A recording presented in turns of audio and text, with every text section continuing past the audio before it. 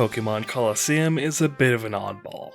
Despite the title suggesting it to be the successor to the Stadium games, Colosseum is a standalone Pokemon RPG using the same mechanics as the main series, specifically the Generation 3 games.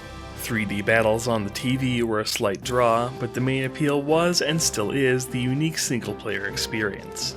The first 3D entry in the series, and the first full RPG put in the hands of a company other than Game Freak. I'm going to assume you're familiar with the main series Pokemon games, and Colosseum does as well. We'll be covering various elements of the game along the way, but we're mostly going to focus on how the world feels, Pokemon variety, and its effects on boss design. With that out of the way, let's begin. Right from the start, we're introduced to the player character, Wes, in an incredibly bombastic way.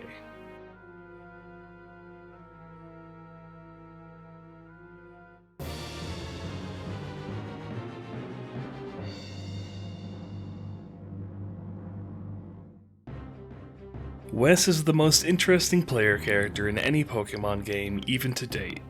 He has a sense of history none of the other player characters do, and we're given insight into his personality from the first few minutes of the game alone.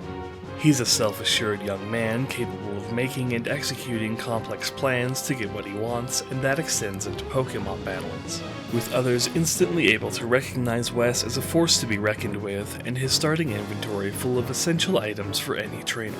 He also starts the adventure with an Umbreon and Espeon, Pokemon he worked with to pull off the heist and who are described as his old friends.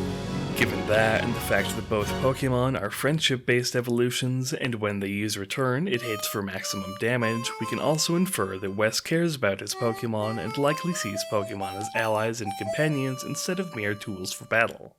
Shortly after, we also learn that Wes was a former member of Team Snag'em, the gang whose base he blew up. It's truly heartbreaking that this is about as far as it goes for Wes as a character. Despite being introduced in such an interesting way, Wes doesn't develop or have any input of his own over the course of the story. There are elements that suggest Wes is overall a good person, but the captivating setup we're given at the start never gets explored. And the missed potential of Wes is perhaps the biggest downfall of Colosseum. At least the region of Ore itself pulls its weight to make up for it. It's one of the most thematically interesting regions in the Pokemon series, vastly different from the 3 regions the main series explored up to this point. The first 4 areas you visit neatly define Ore as a region. The outskirts stand at the edge of the region is a derelict train turned diner that serves as a landmark for travelers. Phoenix City is a peaceful settlement built on an oasis in the middle of the vast desert that's similar to many other major cities throughout the series. The construction lot gives us a glimpse at the extravagant tower that's nearly finished development and hints at the potential for development of the rest of Ore's desert. And Pyrite Town is a rundown, former mining town with high rates of crime. Combined with wild character designs, downright bizarre names, and the complete lack of wild Pokemon or connecting routes, and Ore is one of the most unique and memorable regions in the entire franchise. It's about time we get started with the adventure. Running on the Generation 3 engine, all the mechanics you'd expect from the series up to this point are present and accounted for. And in a unique twist, every battle in this game is a double battle. As mentioned, Wes is an established trainer already and uses an Umbreon and Espeon starting in the mid-20s instead of the usual level 5. In theory, these are an excellent pair of starter Pokemon. Espeon is a fast special powerhouse and comes with moves that help it support its allies, and Umbreon has fantastic defenses that allow it to take hits with ease. Unfortunately, Generation 3's double battle mechanics and the lack of a physical special split mean that Umbreon is much less useful than Espeon is. If Colosseum released one generation later, it would be a choice on par with Espeon, but since it isn't, it's likely many players will drop it in favor of something else. In Phoenix City, we rescue Rui from kidnappers and she tags along with us for the remainder of the game. Having a character who isn't a silent protagonist to go along with Wes could have been a great idea, but unfortunately Rui isn't terribly interesting and rarely contributes anything of substance to a scene. She frequently gets in the way in tight corridors too, so it's little surprise many players regard her as a nuisance. We're suggested to ask the mayor for help regarding her kidnapping, and we see a definitely, certainly, indubitably not evil man walk out of the office before we step in. we're led through a series of events that leads to a hunt for Pokeballs. In another excellent flavor touch, shops in Ore don't sell Pokeballs because of the lack of wild Pokemon. The owner of the Outskirts stand has them though, and he becomes the only place you can buy them throughout the game. Keep that in the back of your mind. Upon returning to the mayor's office, we find the fabulously flamboyant disco champ Mirror B, Trudlane Folly's boss, who makes an instant impression with his golden getup and Pokeball afro. He sicks Trudlane Folly on us again. Trudley serves as a basic test of the player's knowledge of type matchups, rewarding you for targeting weaknesses with instant knockouts before he sends out the Pokemon Rui saw earlier that made her a target. This is a Shadow Pokemon, one of the main focuses of the game, and since there are no wild Pokemon in Ore, these are the only Pokemon you're able to catch. Snagging a Shadow Pokemon is no different than catching a wild Pokemon in other games. Weaken the Pokemon, afflict a status condition if you can, and throw Pokeballs until it's done. Colosseum plays with ways to make catching Pokemon more difficult, but it isn't terribly successful in execution. Having multiple other Pokemon to contend with while you're trying to capture one is a good idea, but it's undermined by the fact that a Shadow Pokemon will more often than not be the last thing an opponent sends out. And once you've whittled down the opponent's party, you're in a 2-on-1 situation that usually makes it easier to manage than normal. With Makuhita Ka, we're given a new dilemma. The ways out of Phoenix City are being blocked off by troops in red, green, and blue. And this is where you're really given the opportunity to pick a starter Pokemon. Bayleaf, Quilava, or Croconaw. Like any starter choice, this is a choice the player will likely go into uninformed and pick the one with the type or appearance they like the most. There are only 48 Shadow Pokemon total, distributed across the game, which makes this uninformed choice a bit more brutal. Bayleaf is unfortunately just as bad here as it is in Generation 2, but the other two aren't. Quilava is one of only 4 fire types in the entire game, and Croconaw is one of the best water types, though it has a fair amount of competition. There's no way for the player to know this ahead of time, and although that can be said of any Pokemon game, the lack of options give this a lot more weight than in other games. Before we leave Phoenix City, we can head to Pre-Gym. This area is entirely optional and is a small gauntlet of trainer battles designed to get new players up to speed. It's well realized as a training environment and universe, though its value as a resource to new players is questionable. This extends to the strategy memo. Essentially the replacement for your Pokedex, it shows you the type and potential abilities of Pokemon you've encountered. But because you have to come back to Pre-Gym every time you see a new Pokemon to get it updated, it seems unlikely that many players will bother with this feature at all. Pyrite Town is our next destination, and as stated before, its reputation as a seedy town is well earned. It's one of the only places in the entire series to charge you money to restore your Pokemon's health, with a gaudy motel taking the place of a typical Pokemon Center. Dual Square is where we start seeing more Shadow Pokemon, and is a good point to discuss how Shadow Pokemon differ from normal Pokemon. Shadow Pokemon have their emotions sealed away and are heartless fighting machines, even willing to attack people. Narratively, these Pokemon are powerful and dangerous as a result of being unbound from their regular limitations, but these benefits aren't apparent in gameplay. And if gameplay mechanics alone were what we are going off of, it would seem downright detrimental to have a Shadow Pokemon instead of a regular one. Shadow Pokemon start off only knowing Shadow Rush, a move with the same power as Takedown with recoil damage as well. Shadow Rush is typeless, hitting any Pokemon for neutral damage, but it's a physical attack that inflicts recoil damage, making it near worthless for special attackers. On top of that, anytime it's used, there's a high chance of triggering Hyper Mode, which eats your current turn and prevents you from using items in exchange for a higher critical hit rate on Shadow Rush. Not typically worth the trade-off. Since it inflicts recoil, Shadow Rush also makes catching Shadow Pokemon more difficult since you must take a Pokemon knocking itself out into consideration, but this is more annoying than it is challenging. Top this all off with Shadow Pokemon only knowing Shadow Rush to start and being unable to gain experience until purified, and you'll want to purify them sooner than later. Each one has a heart gauge that must be depleted through various methods, primarily battling and walking in the overworld, and when their heart gauge reaches 0, they can be purified. They must be taken to a specific place to do so, though, and we can't access that quite yet, meaning until then we're stuck with only 2 Pokemon who can earn experience. At least we're starting to get more options for our team. Shortly into our visit to Pyrite, we're introduced to Duking, a burly guy who runs the local Coliseum and used to help maintain the law in Pyrite before being coerced by Mirror B. After gaining his trust, he asks us to investigate the Coliseum, as Shadow Pokemon are being given out as prizes for the winner. Coliseums, despite being the game's namesake, aren't very important to the overall story, and this is the only time you're required to go through a standard Coliseum challenge. Once you triumph over a few simple battles, we're brought to the game's first dungeon, the Pyrite Building. An abandoned, worn-down building is a great setting, but as a dungeon, this is a major slog. It's essentially a straight shot of nothing but battles as you make your way to the top, and while these are engaging due to every trainer using a varied set of Pokemon, the non-stop battling can be tiresome, and the walk down to the entrance to heal is especially tedious. At the top, we're given a proper introduction to the villainous team we're trying to take down, Cypher. They're a step above most of the other evil teams throughout the series, being willing to kidnap and take hostage people and Pokemon to achieve their ultimate goals.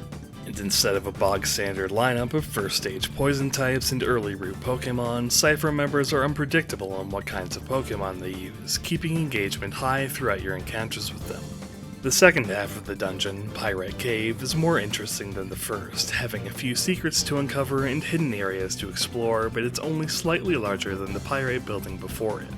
Up to the first major boss encounter, here are all the Pokemon we could snag so far. It's a rather bare-bones selection, and although most of them are usable, some of them, like Furret, are basically useless. This isn't helped by the fact that we can't gain experience yet either, meaning Remoraid is a total non-starter for now. The common problem with these Pokemon is that they're slow, a trend that's not going to stop anytime soon.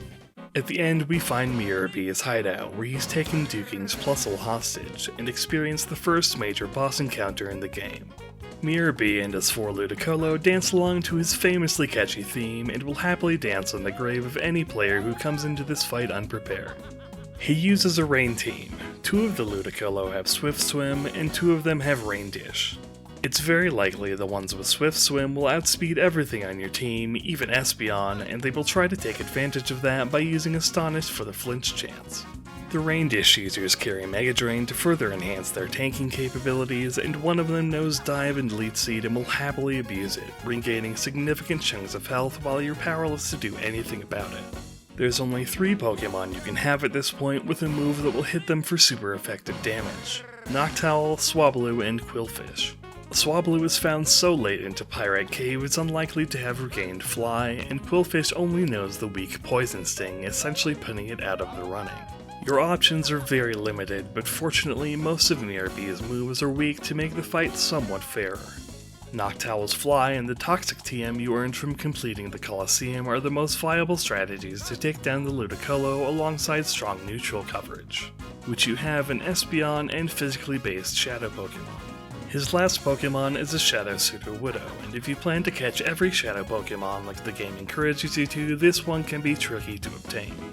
Mirror B is likely to switch it out for the Ludicolo with Leech Seed, gaining its effects and becoming more difficult to hit neutrally for enough damage to make a difference each turn without knocking it out outright. Overall, it's an incredibly unique and memorable first boss fight, one that only makes sense with the rules and limitations Coliseum puts forth. With Plusle rescued, we're pointed towards Agata Village and gain Plusle as a party member. It's nice that Plusle is totally free, but Plusle is terrible and not worth considering for your team. It's the lowest leveled Pokemon in the game at 13, and despite having the traded experience boost, it's difficult to get it to catch up with the rest of your team who are in the mid-30s at this point. Even if you get it there, its stats are incredibly low and its ability completely useless. At some point, Minun was going to be a Shadow Pokemon, which could at least have given Plusle some use, but those plans fell through. Plusle may be intended to weaken low-leveled Pokemon like Remoraid, but Remoraid is the only Pokemon in the main game that's lower-leveled. It's certainly a confusing inclusion. Agate Village sharply contrasts the areas we've seen so far. It's on a cliffside near a lush, forested region and is a retirement village where former trainers live out their golden years, and where Rui was originally going before she got kidnapped. It's visually striking after spending most of our time in the desert, and it even uses the fixed camera angle to hide a few secrets. It's here we meet Egan, Rui's grandfather and a legendary trainer. We ask Rui's grandparents about a way to purify shadow Pokemon and are taken there shortly afterward as Egan barrels off after learning that the Relic Forest is under attack. We witness Egan fight a Cypher Piam with a Shadow Hitmontop, who easily takes out Egan's level 50 Pikachu despite the level difference. After that's done, we can finally purify our Shadow Pokemon. Purified Pokemon regain all experience and effort values they previously accumulated, gain an exclusive ribbon and an extra move to replace Shadow Rush.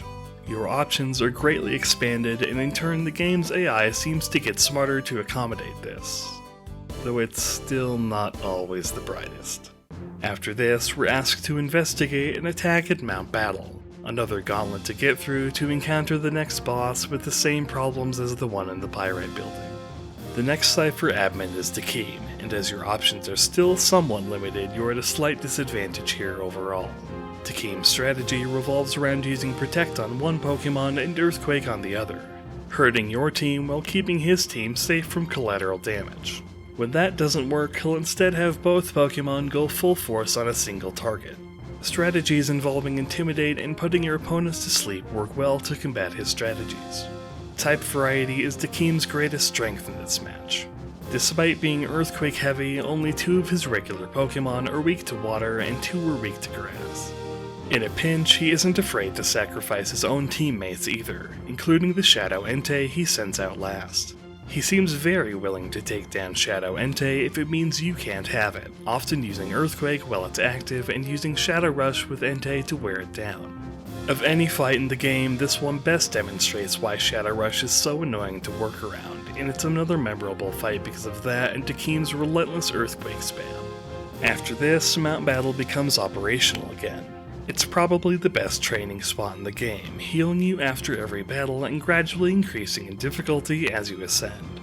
You also earn Poke-Coupons for completing sets of 10, which can be exchanged for powerful items. While it's unlikely you'll be earning these in the main game, they were a great resource for competitive play during Gen 3's heyday.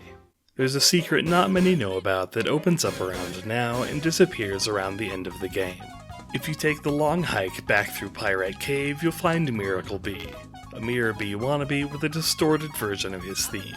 His team lacks cohesion, but almost all of them have Flail, and because the Pokemon selection in Colosseum tends towards slow Pokemon, that can be dangerous. You're probably not going to lose to him, but you may come closer than you'd expect. It's really not worth going through the entire Pyrite Building and Pyrite Cave gauntlet to get here and face him for a little reward, but it's a cool secret all the same. Around this time, we're told about the Under and a way to get in through the Pyrite Building's elevator. The Under is a remnant of Pyrite's history as a mining town, a settlement deep beneath Pyrite Town drenched in neon lights who don't often see visitors to their little settlement. Right at the entrance, we see a broadcast from the local idol Lady Venus, an obvious Cypher admin. The Colosseum scheme Mirror Bee was running is in effect here too, and as an idol, Venus has the residents of the town wrapped around her little finger. They aren't even allowed to leave because of pressure from Cypher, and with her declaring you spies and attempting to sick the populace on you, you're given ample incentive to take her down as well. The path to the next boss fight has you helping out the kids down here, part of the Kids Grid, a group including Duking's daughter and her friends up in Pyrite Town who feed you information from here on out. Soon enough, we face Venus herself. The Entei you got from Dakeem is of some use here, but the Ledian you got in the Under is as useless as Ledian typically is. It's entirely possible to lose the fight with Venus due to bad luck. Her strategy is to tear you down with status conditions, both volatile and non-volatile. Entei is useful for avoiding Attract, and its fire moves can effectively hurt Steelix, and the combination of Espeon and Hitmontop is particularly effective at dealing with Steelix, by far the biggest threat on her team.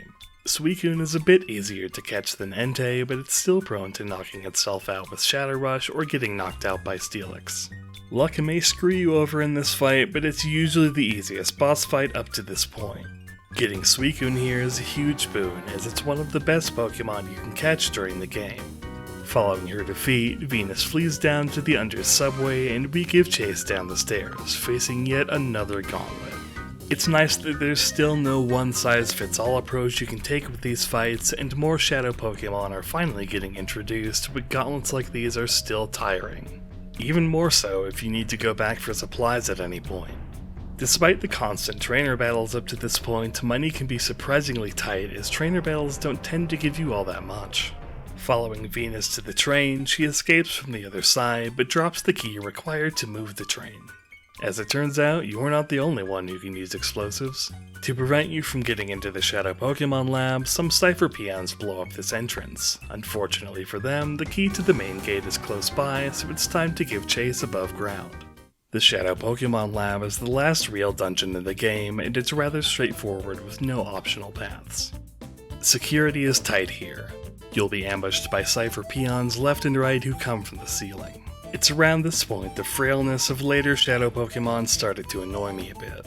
I guess this is what Plusle was meant to help with, but a weaker Pokemon like Plusle is also more likely to get knocked out itself, which defeats the purpose. An alarm gets activated when you're most of the way through, but it's just for show. You can still leave unimpeded. A good thing too, since you'll probably be battered by the time you reach the end. At this point, these are the new Shadow Pokemon you have access to between facing Venus and now. There are some good choices here, but a common theme here is that most of these Pokemon are ones that receive evolutions in Generation 4. And they got those evolutions because they aren't great on their own. The best new options you get here are Forretress, Gramble, and Vibrava. But Vibrava comes incredibly close to the next boss fight, and Forretress's playstyle might not suit all players. The next Cypher admin is Ein, the mastermind behind the creation of Shadow Pokemon, and his team is a bit on the easier side. He uses a partial rain team with Altaria and Golbat for whatever reason. Altaria provides some defensive coverage, but Golbat? I guess Golbat is a good touch since its final stage requires a friendship evolution. This could be another display of Ein's cruelty. Under the rain, his Huntail Swift Swim activates, making it into a bigger threat, and his Pokemon get perfect accuracy Thunder for the duration. Once he's down to just Shadow Raikou though, he has very few options with it. Either commit to less accurate Thunder or use Raikou's comparatively tiny physical attack stat. I came into this one unprepared, but it was smooth sailing once Raikou hit the field. Following this, we're already at the last area of the game, Realgam Tower. This area is basically just a boss rush that can be fought in any order, giving the Cypher admins another chance to take you down. Takim's fight is similar to his initial battle, only now two of his Pokemon have Levitate, allowing him to avoid having to waste a turn on Protect. Since he has a more significant weakness to Water-type moves this time around, he'll also use Sunny Day to weaken those moves and Solar Beam to finish off your Water-types. Woe is you if your Water-type of choice is Quagsire. There's a significant level jump here. Your team is likely to be in the early 40s, but every rematch has Pokemon nearing the 50s. This alone can make the fights more difficult, and if you don't opt to grind for more experience here, you're likely to hit a wall sooner rather than later. Mirror Bees is a similar strategy to before, but doesn't stick too closely to the Rain Team idea from before. Loudred and Golduck are somewhat strange choices, but Loudred's Earthquake covers electric types at minimal risk to him. This is the first fight in the game I ended up losing because I went in unprepared. Those Ludicolo are also as annoying as ever, and you're never really given any great options to deal with them beyond Altaria. Ein's rematch is also similar to his initial battle. This time he uses a Rhydon and Manectric, both with Lightning Rod, and has one out on the field to prevent your electric moves from hurting his water types, all the while protecting the Lightning Rod Pokemon and inflicting toxic poisoning to whittle your health down gradually.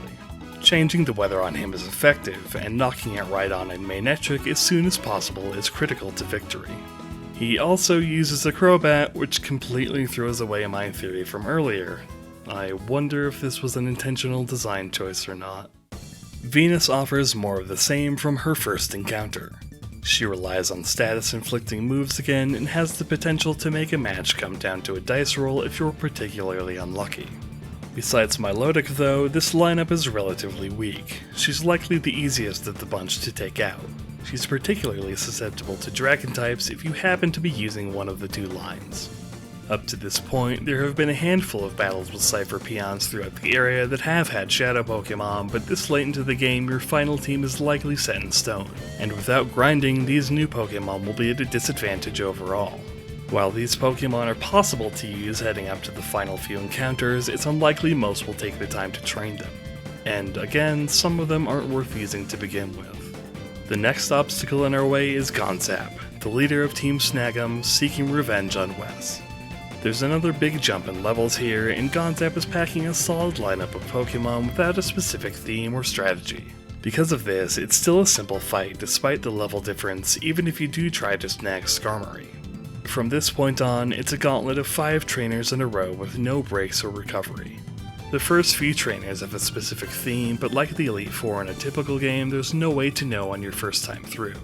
And no recovery means you can easily get into trouble by being unprepared, especially if you're trying to snag all of the Shadow Pokemon along the way. The last trainer in the gauntlet is Nascor, the man we saw at the very beginning of the game. This fight is instantly memorable since it's the only fight in the series to be backed with nothing but the cheers of the crowd. You're healed before this fight, but it's still going to be a challenge. Nascor's strategy revolves around using X items to buff up a team with no particular theme. If you don't increase your own stats in turn, you'll end up at a serious disadvantage. And given how anemic winnings can be, this can be a challenge in and of itself. His lineup, and the lineup of every other trainer here, is decided semi-randomly. This could be an interesting challenge in and of itself, and I'd like to see the main series adopt this at some point. His Gardevoir in particular is tough to beat, especially since there are no decent Dark, Ghost, or Bug types on offer beyond Umbreon. It's almost a punishment for ditching Umbreon in a way. Shadow Metagross is the toughest snag yet, but you might want to save your Master Ball for the finale. In a particularly punishing move, if you lose to Nascor, you'll have to start over from scratch. The level difference in X items make this fight quite brutal, but there's still one more challenge after he's taken down. Surprise, the mayor was the leader of Cypher all along. Evis comes with another level jump, and if the Pokemon he started with weren't selected at random, he would almost certainly start every round with Slowking and Slacking, taking advantage of Skill Swap to get rid of Slacking's Truant and unleash its legendary level stats every turn. The incredible level difference on top of having great Pokemon like Salamence, Scizor, and Shadow Tyranitar make this fight a serious challenge. It can't be understated how useful some strategies like Reflect, Light Screen, and Intimidate are in this fight, but if Slacking gets skill swapped, even that might not be enough to save you.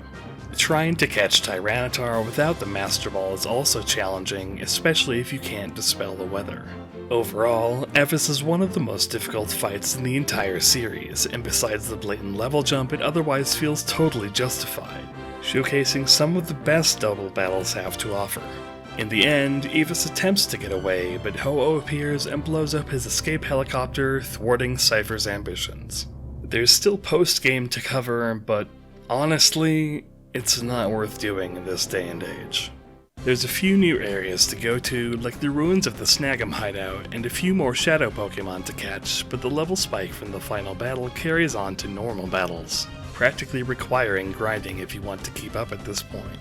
If repetition hadn't set in before, it really starts to here, especially as you go through Deep Coliseum to get the final 2 Shadow Pokemon, fighting 3 chumps in a row before a rematch with the Cypher admin that goes the same way it did in Realgam Tower. Once you finally get through this, fight someone pretending to be you, and capture the last Shadow Pokemon, it's time to purify them all. Again, hardly worth doing these days. Actually catching all the Shadow Pokemon up to this point is fun for the most part, but purifying them all takes an incredibly long time. Even by using the fastest possible purification methods on each individual Pokemon, you're likely to be doing incredibly dull tasks for several hours just to get them all to the finish line. And what better reward is there for going through the tedious slog of purifying every Shadow Pokemon than the ability to get a reward for clearing another incredibly tedious slog? Mount Battle is also available in the game's battle mode, and it's one of the most monotonous things you can do in the entire series. A full run in this mode, using near optimal strategies and with average luck, will take upwards of 4.5 hours to complete. 100 battles in a row, bring 6, choose 3, 4 if you're challenging it in doubles. It would be one thing if battles were interesting from the start, but despite being matched to your highest level, the first 80 battles are effortless. It's only past 81 that every trainer you encounter has a full team of fully evolved Pokemon.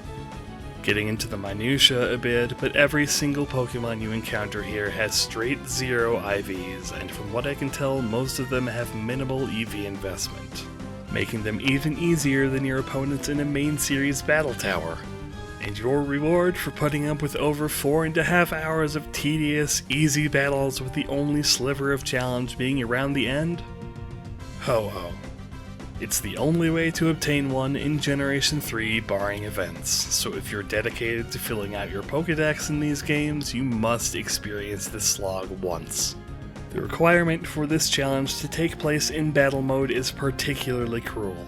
Since Map Battle is also a place you can visit in-game, I assume some poor unfortunate souls have climbed the entire thing in story mode only to realize once they have reached the top that they picked the wrong mode. An experience like that would be absolutely soul-crushing. Soul-crushing might be a good way to describe the post-game of Colosseum in general. There are also Colosseum challenges in battle mode that offer preset opponents similar to Stadium 1 and 2's Prime Cup, but those are also hardly worth doing these days over simply playing a Gen 3 battle tower. So, what are my overall thoughts after my revisit to Pokemon Colosseum? I have mixed feelings, leaning towards a negative outlook overall. There's a lot to love about Colosseum, but there's also a lot to dislike about it as well.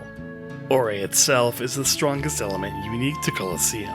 It's a totally different experience from every other region, and the gritty atmosphere, tame as it is something that would never fly with the Pokemon brand today.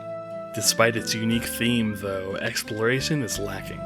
There are a few secrets in various places, but it's a mostly linear experience that funnels you through battle after battle with almost no downtime. Cypher is a more interesting team than any other in the series, and Wes a more interesting protagonist, but neither is explored to their full potential. Especially a shame since stopping Cypher is the focus of the plot instead of a side story. The limited Pokemon selection is a blessing and a curse. It forces you to use otherwise neglected Pokemon lines, but severely limits your options for team building. It's a shame this is one of the only games to feature double battles exclusively throughout the main storyline. The Gen 3 battle system is less refined than later generations and has less moves and abilities that take advantage of double battles than later generations as well. Even though the player is shown a lot of potential strategies to use in double battles, not all of them are available for the player to try out themselves as a result of the limited selection of Pokemon and TMs. The further away we get from its release, the more apparent it becomes that Colosseum, more than anything, is a vessel for Johto Pokemon that weren't included in Ruby and Sapphire. Which makes it even more baffling that there are multiple Pokemon you can already obtain in Ruby and Sapphire in Colosseum, and they tend to be some of the best Pokemon to boot. As a first attempt at a 3D Pokemon game, Colosseum is an admirable effort that does a lot of things right. Character designs are great, there's a real sense of scale to battles, and attack animations are well done. New Pokemon models are fantastic with just as much care put into them as the old ones, which, for being recycled Stadium assets, tend to clean up well. The human character animations are stiff though, and the complete lack of reaction to a Pokemon fainting is strange. A full playthrough averages about 20 to 30 hours, but the meat of the game is much shorter than that. If you trim away the time it takes to walk from place to place and cut out the battle animations, it's more like a 2-hour experience. There's a line between challenging and tedious, and around the end, Colosseum does a poor job of handling that. Most of the boss fights are excellent, some of the best in the series, but they're hurt by your lack of options and a steep level curve at the end. While it's nice to rarely have a definitive answer to any situation that might pop up, it's not so nice being forced to grind to catch up with basic enemies, and in turn, sitting through even more animations when the post-game comes around. And that's not even getting into the tedium of purification and Mount Battle. Around the end of the game, I remembered that the last time I played through Colosseum, I thought to myself, this is the last time I'm going to play through Colosseum. There was certainly a reason for that, and after this playthrough, it's unlikely I'll ever go back to it. If you've made it this far, thank you for watching. If you enjoyed the video, I would appreciate it if you could leave a like and or comment down below.